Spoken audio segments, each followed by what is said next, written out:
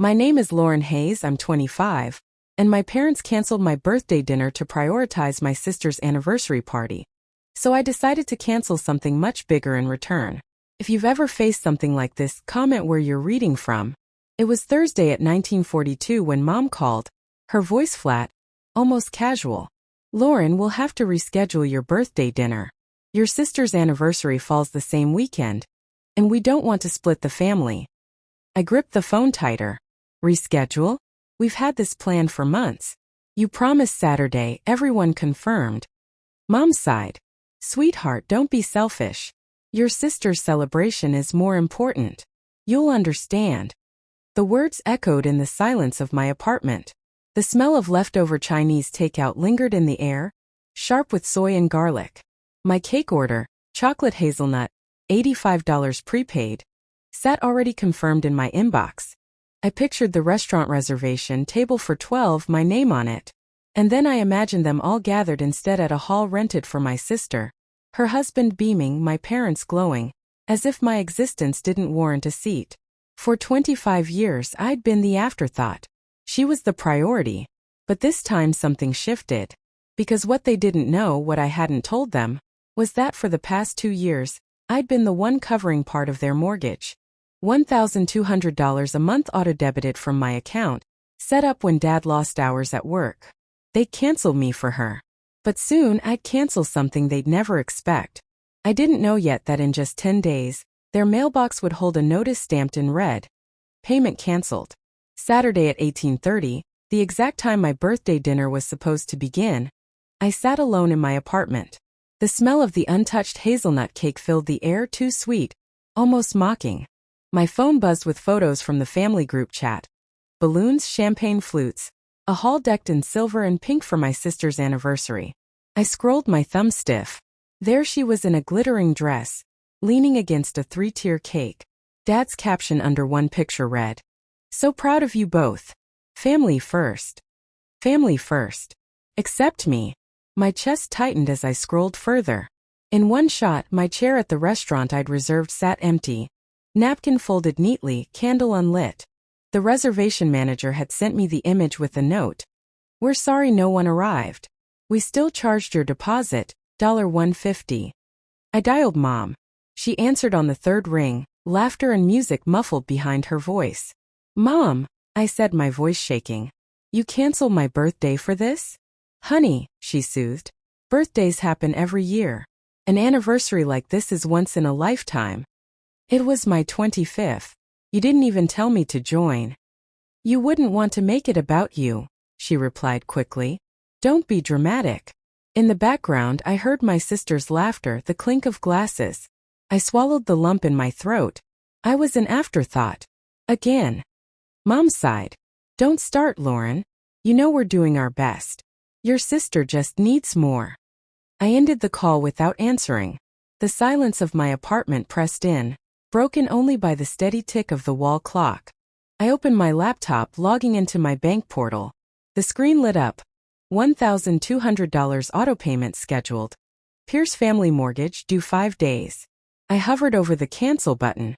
My heart pounded in rhythm with the cursor blink. They thought canceling me was easy. They were about to learn what it felt like. It wasn't just this birthday. It was every milestone before it.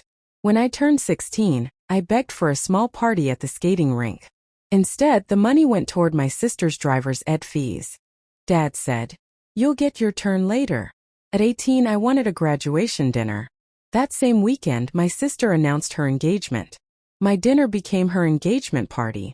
Mom leaned close, whispering, "She needs this more than you." At 21, I imagined a night out with friends, maybe a toast in my name. Instead, my parents booked the banquet hall for my sister's bridal shower. I cut my cake alone, the waxy smell of the candle filling my empty apartment. The pattern was relentless. Her spotlight, my shadow. And yet, when Dad lost hours at work 3 years ago, who quietly picked up the slack? Me. At 22, with my first office job paying $42,000 a year, I set up an automatic transfer of $1,200 each month to cover their mortgage shortfall. I told myself it was temporary, just until things stabilized. But the months stretched into years. By 25, I had sent $43,200 in total, more than enough to fund every canceled party, every forgotten milestone. And still they treated me like a side note. I kept every receipt. Each bank statement went into a blue folder on my shelf, labeled neatly in black ink, mortgage support. I never told my sister. She paraded through life without knowing the roof over her head was partly mine. What stung most wasn't the money. It was the erasure. At family gatherings, Dad boasted about how he kept the house afloat. Mom bragged about my sister's promotions, her vacations, her designer handbags. When I mentioned working late shifts or covering bills, the conversation moved on like I hadn't spoken. Now, with my 25th birthday dismissed as trivial, I saw it clearly. They didn't just forget me, they relied on me while pretending I didn't exist. And that made the choice easier. I wasn't just canceling a payment. I was canceling years of being invisible. Sunday night, 22/18, I pulled the blue folder off my shelf.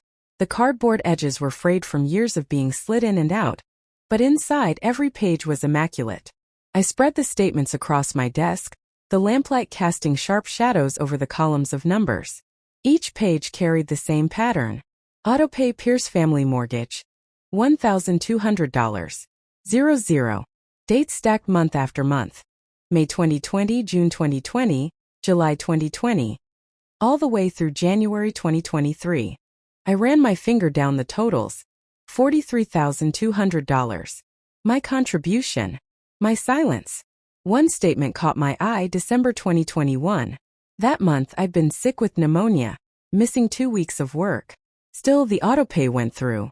I remembered coughing under my blanket, my savings draining quietly while my parents posted photos from my sister's Caribbean cruise. The bitterness rose, but I pushed it aside. Facts, not feelings. I took out my phone and snapped photo after photo.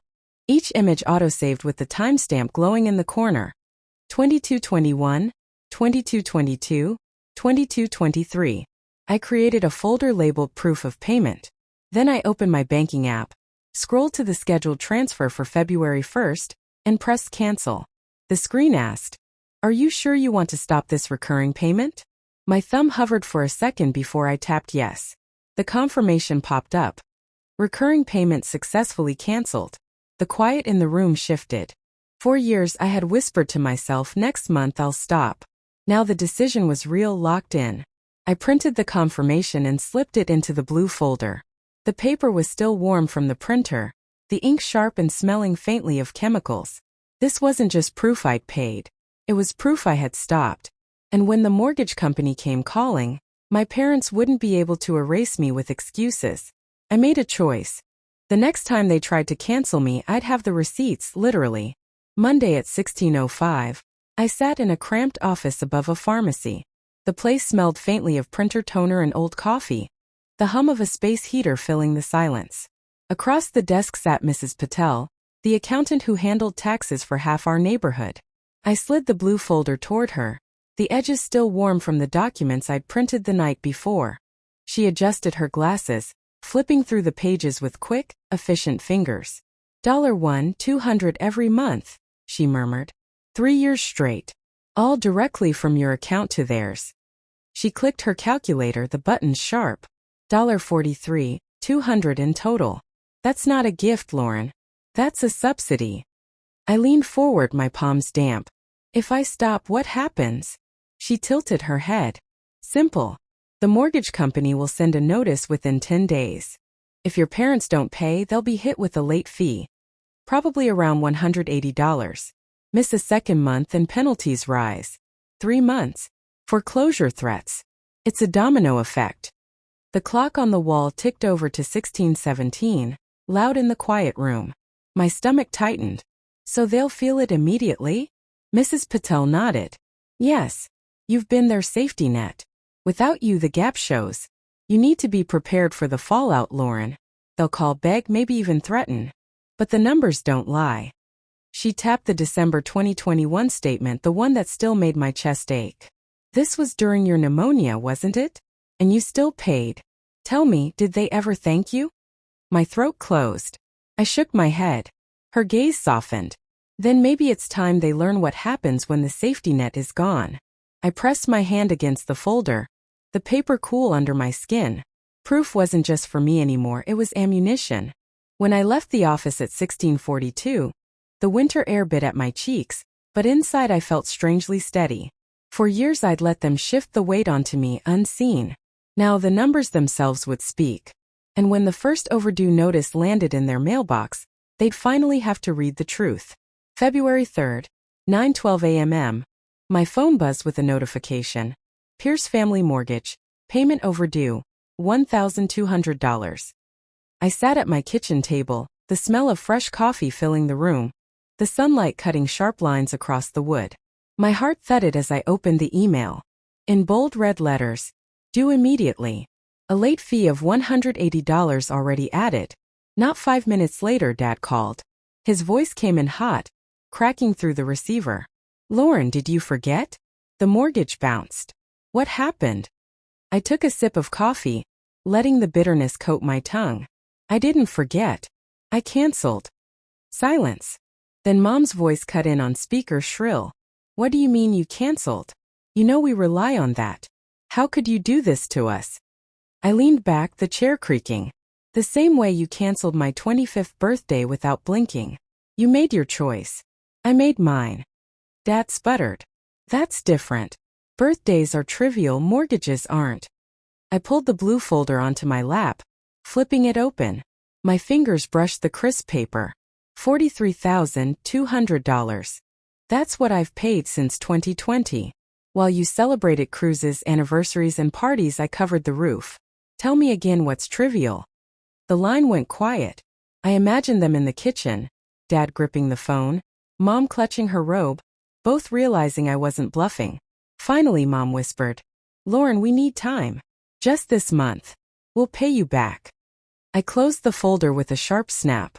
No, this isn't a loan. This was me being erased. And I'm done funding my own erasure. Dad's voice cracked, angrier now. You'll regret this. I hung up, setting the phone face down on the table.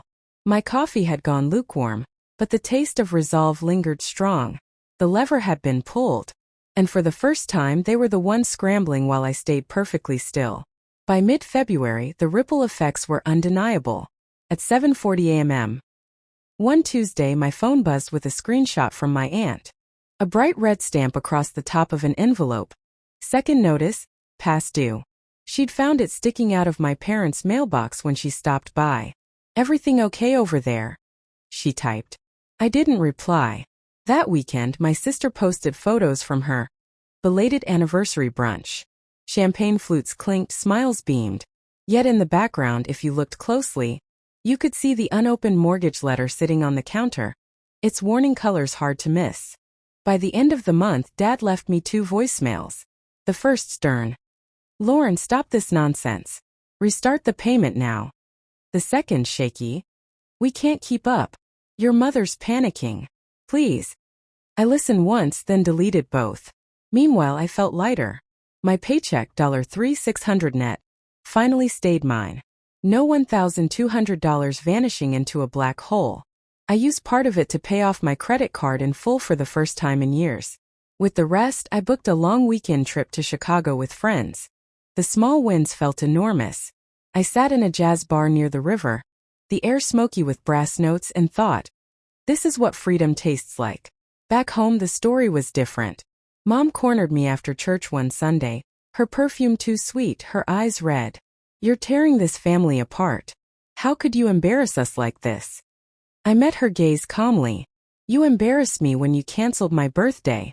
This is just balance. She flinched but said nothing. Even my sister sent a text, clipped and cold. You're punishing them over a party? Grow up. I stared at the words, then at the photo I'd saved of my empty birthday table. Napkin folded, candle unlit. This was never about a party, I thought. It was about being invisible. And now, for once, they were the ones invisible to me. The consequences were theirs to carry. March 5, 2011. A knock rattled my apartment door. When I opened it, Dad stood there in his heavy coat, face pale, an envelope clutched in his hand. The hallway smelled faintly of fried food from a neighbor's kitchen. But all I could smell was tension. He stepped inside without asking. Lauren, he said, voice rough, this has gone far enough. He laid the envelope on my table. Final notice, payment required, glared in red. Mom followed him in, arms crossed. Do you see what you've done? They're threatening foreclosure. All because you wanted attention on your birthday. My chest tightened, but I kept my tone steady. No. Because for 3 years I gave you attention in the form of $43,200. Quietly. Without thanks. And when it came time to celebrate me, you canceled me like I was nothing. Dad shook his head, disbelief written all over his face. We thought you understood. Your sister needed us more. I opened the blue folder and slid it across the table. Receipts, screenshots, printed bank statements. Every one stamped with dates and my account number. What I understood, I said, is that I've been your invisible safety net. This folder proves it. Page after page. Mom's lip trembled, but her voice stayed sharp. Family sacrifices for each other. I met her eyes. Sacrifice doesn't mean erasure. You erased me. Dad's shoulders slumped as he flipped through the stack, his hands trembling. His eyes lingered on December 2021, my payment during pneumonia. He didn't speak for a long time. Finally he muttered, "So you really canceled?" I nodded once. I did. And I won't restart. Ever. The clock on my wall ticked past 2027, the sound filling the silence between us. Mom exhaled, almost a whimper. You'll regret this. I closed the folder and slid it back into my drawer. No. I regret letting it go this long. They left without another word. The door clicking shut behind them. The envelope with final notice still sat on my table untouched. The truth was no longer twisted. The gap was sealed with numbers, dates, facts they couldn't bend. For the first time I felt taller in my own home. It's early June now, 3 months since that final confrontation, and my life finally feels like it belongs to me. Mornings start quietly in my apartment, the hiss of the kettle at 6:45, the smell of fresh coffee filling the kitchen, sunlight cutting through the blinds. My paycheck stays whole. No silent withdrawals, no autopayments draining my account in the background. The first month I canceled, I saved $1,200. By now, the total is over $3,600, tucked neatly into a savings account with my name alone. The blue folder still sits in my desk drawer, but I don't open it anymore. It isn't for me now, it's for history. A record of what I endured and proof that I finally said no. My parents don't call much these days.